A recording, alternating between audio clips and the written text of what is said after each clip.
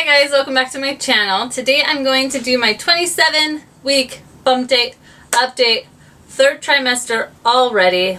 Like, how in the heck did that even happen? I felt like in the beginning it was going so slow and I was like, I'm going to be pregnant forever. And now it's like, oh, third trimester, 27 weeks. We're almost there. We can do it. Alright, let's get started. So my symptoms, I would say my number one symptom this week is being tired. And a little bit has to do with Mila, who's going through her 20-month sleep regression. And we just did a little bit of cry it out. I was always against crying it out situation. So I'm kind of doing like a little bit of that. She all of a sudden started like waking up at 1, 2, 3, like different days. It varied. So one day was 1, one day was 2, one day was 3. And she would be up for the day. Like that was it. And so then that throws off the nap, which throws off bedtime, which throws off life. And she was wanting to be rocked every single time. So bedtime and nap time. And I love rocking her, but it's very hard to rock her with a belly. Because she wants to be like right on top of me, but I'm like putting her to the side and it's hot and you already know all of the great things. But she's doing better. She did not wake up last night, which is a plus. Fingers crossed for tonight. Nap was a little rough. Bedtime is going great. So I feel like we're only one day of crying, a little bit of crying. More of a tired cry. Not so much of a like, ah, but more of a like a, eh. So it's kind of manageable. Anywho, back on task. So being tired, that's definitely one of them. And a lot of kicks that are starting to hurt just a little bit. He's very active. I want to say Mila was the same way. I have the memory of a goldfish, I swear.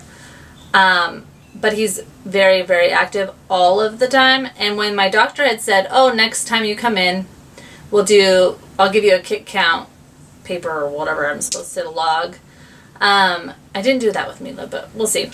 Anyhow, she's like, yeah, I should be kicking, I want to say she said like 30 times an hour, or I could be super off. But it was something dramatic like that. And at the time I was like, oh my gosh, that's so much. Like, he's not kicking that much. And now this week, my appointment is this week, and now he's like trying to get out, I think, apparently, just on the sides, not down, but on the sides. So I think we'll definitely pass the kick count test. But so it does cause a little bit of all of a sudden you're like, ah, but it's just him kicking you. A little bit around ligament pain. My varicose veins have settled down. I don't have any more new ones, so that is definitely a plus. I've been trying to elevate my legs, but that doesn't ever actually happen. But if I think about it and like have that moment of laying down, I do try to put them up just a little bit. They say it's supposed to help. I'm not going to get the compression socks. There's not enough out there. I was doing some research on it. Either way, if it helps, if it doesn't, and I'd rather not in 90-degree weather wear these stockings that look, I'm sure, hideous. So I will be okay. And I just kind of massage them a little bit and see if, I don't think it does anything, but that's okay. I am exercising a little bit more. So right now I do teach workout twice a week, Mondays and Fridays. But since I was out of town and babysitting and all of that stuff for the last few weeks, I wasn't going to class during the week. So now I'm starting to go back into that because I have gained some weight. And I know to other people it's like, oh, that's nothing.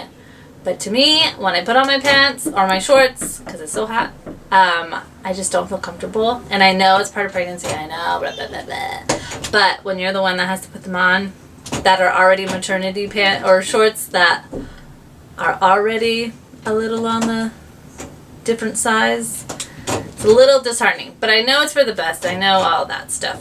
But if I can help just a little bit, slow down the 20 pounds I've already gained, And with Mila, I think I only gained 27, so that means I don't have many more pounds left. But I do, that knocking is Mila trying to get in. I do have an appointment on Thursday. Yeah, Thursday morning. So I have the glucose test, then I go for my appointment, then I go back for the blood draw. Last time I did glucose, I failed it. So I'll do the 3 hour. I mean, this time I only do the 1 hour, but with Mila I had to do the 3 hour and then I passed it. This time I am eating a lot healthier overall, just because I was like crap eater with, you know, with the first one you feel like, I just eat anything I want. And not this time around. Even though I did have a carne asada burrito the other day, I did not eat the whole thing, which is definitely a plus. And I did go to work out today. Even though I did get an ice cream after workout. Oh my gosh. Talking about my weight and then I'm just going all these places. Anywho, I do have my appointment. She did mention my weight the last time and kind of showed me on the chart that I was above the chart. Above the, they have like a chunk you should stay in, and I was above the chunk. She didn't say anything else, but I kind of was like, okay, tone it down a little bit. But I did gain 5 pounds. But it's also been 7 weeks, so I feel like that's kind of enough of my weight. Anywho, my cravings. So, like I already mentioned, ice cream cones, and especially from McDonald's, because they're like $1.39, and they're like the perfect amount of ice cream. And I'm not really an ice cream eater, really not that much. But McDonald's ice cream, okay, I will. So, that carne asada burritos, I've only had a half of one. So that I'm taming myself on all of the bad stuff. Still doing my double vegetables at dinner time. And for breakfast, it's still eggs and sausage. So I feel like I'm still getting a good amount of healthiness to balance out my unhealthiness. But you never know. So today I did schedule my second anatomy scan. So if you don't know, the placenta is on the top and the cord is inserted on the side of the placenta, which makes the baby get less nutrients than he should, which can result in him not growing as he should. So I have an appointment on next Thursday, and my husband gets to go. Finally, one he can go to, because he does work till 4 every day, and so I don't make appointments after 4 because there are not really any appointments after 4. So then it's during the day, blah blah blah, by myself, whatever. So it is at 7:45 at night. I know it sounds so late, and I was like, "Are you sure?" And they're like, "Yeah, we have until 9 o'clock," which is very interesting. So it is at 7:45 on Thursday night. So we'll get to go together, and he'll get to see the baby. He has not seen the baby since the first ultrasound. He did go to the first one. But this time it's the anatomy scan, so they get to scan, I mean, they just measure. It's not as much as the other one where they did the lungs and all of that stuff. But they will measure his body and his legs and his head and his arms and all of that stuff. So that will be so exciting to see how big he is now. And now I kind of know like what to look for, like seeing where my placenta is. I heard it can move. I don't know. So hopefully it kind of shifted on the side. That's more ideal. She said not to worry about it being on the top, but it is more ideal to be on one of the sides. So we'll see. I will ask, because I know sometimes they're like not talking, like they don't tell you anything, which is part of their job, I get it. But I'll ask anyways and see if it's on the side or if I can see it or anything like that. I think that's it. So much talking. I think that's it for this week. Yeah, my lab appointment.